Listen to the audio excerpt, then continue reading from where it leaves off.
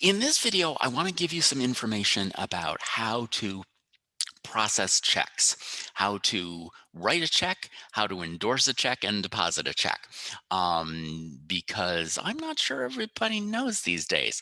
And there's some reasons for that. We certainly don't write as many checks as we used to. Now that we have things like direct bill pay, now that we have things like ATMs, now that we have things like Venmo and PayPal, but still, you will be writing more than 0 checks over the course of your life, and you'll certainly be receiving checks from various places. So I want to show you how filling out a check works. All right, so here's a check. So let's take a look at some of the key details on it. All right, so over here, it's got your name, address. Down here is the bank that your account is with. And down here at the very bottom, we looked at this information when we did the EverFi a couple weeks ago, but this robot looking number down here is called the routing number.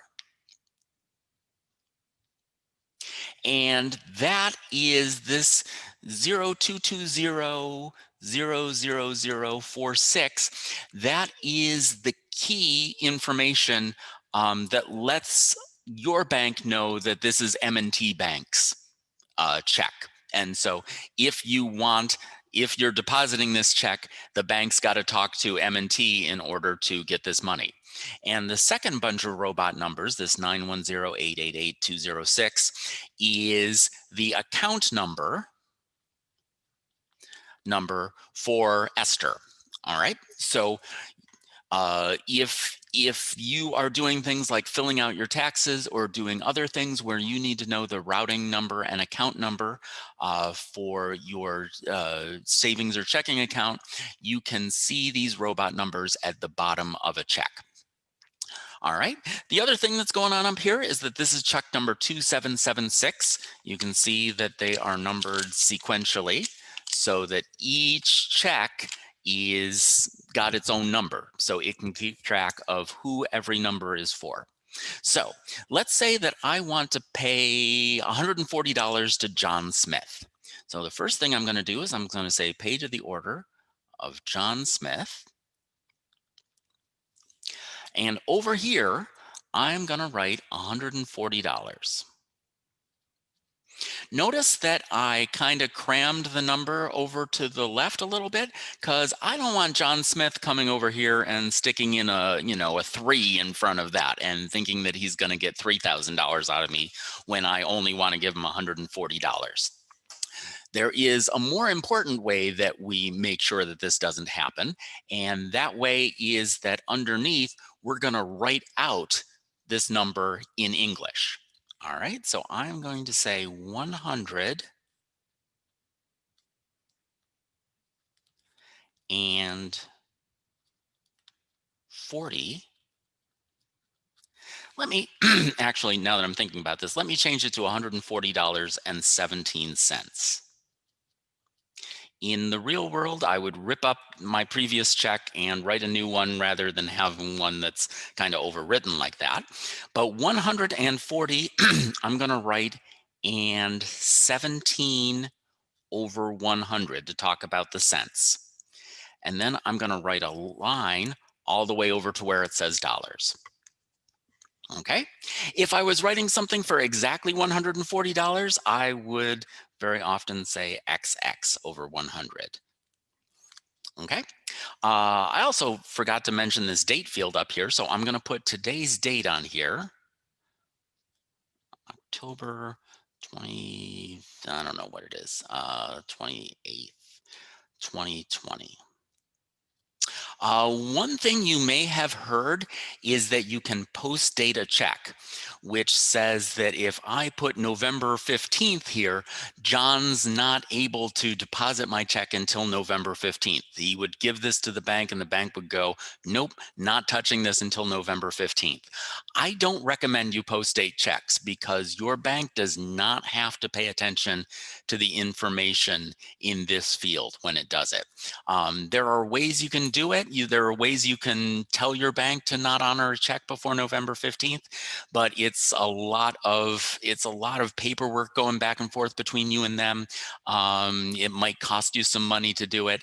It's better to just not play around with post dating checks. Down here in the bottom, I'm going to sign my name, or I should sign Esther's name, I suppose. All right, I'm not going to put my real signature down there because I'm putting this out on the internet. I don't want people stealing my signature. And in the memo field, this is an optional thing, but you can put in, I don't know, happy birthday, because it's John's birthday. Every once in a while, you'll find somebody who wants you to use the memo field to do something particular. For instance, if you are paying an RG&E bill, I know they like it if you put your account number in the memo field. That just gives one more level of security from RG&E's perspective that they're making sure that they're handling your money properly. All right, so this is a signed check, and I write it out and I hand it to John and wish him a happy birthday or whatever. So now imagine I'm John and I've got this check. Now I want to put this money into the bank. So what I'm generally going to do if I go to the ATM or if I walk into the bank and deposit this with the teller is that I'm going to flip this check over. And you notice that on this section, it says endorse here. And there's just a little corner here. And so what John is going to do is he is going to sign his name, John Smith. All right. And so that's something that once this check is endorsed like this, this is saying John Smith is saying, take my money. So you don't want to do this until you are inside the bank or right in front of the ATM machine. You don't want to walk around all day with an endorsed check in your possession, because if you lose this check, somebody could just do nasty things to it to make sure that the money goes to them instead of to you. Another way that I like to make sure that I'm doing, just make sure that nobody does shenanigans with my check, is I write for deposit only, and then I'm writing down my bank account number. So this is the account that the money should go into. So even if somebody stole this check at some point, they couldn't do anything legal with this check to get the money out of it other than put it into my savings account. Okay? So hopefully that gives you a little brief idea of how checks work. You're not going to write a whole lot in your life. I used to write a lot more. I used to write several a month. Now I write a couple a year.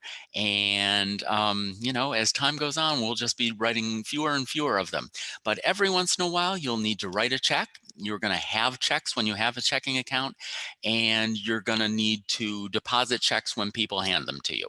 So being able to manage that responsibly is an important skill, and hopefully you feel a little bit more comfortable with that right now.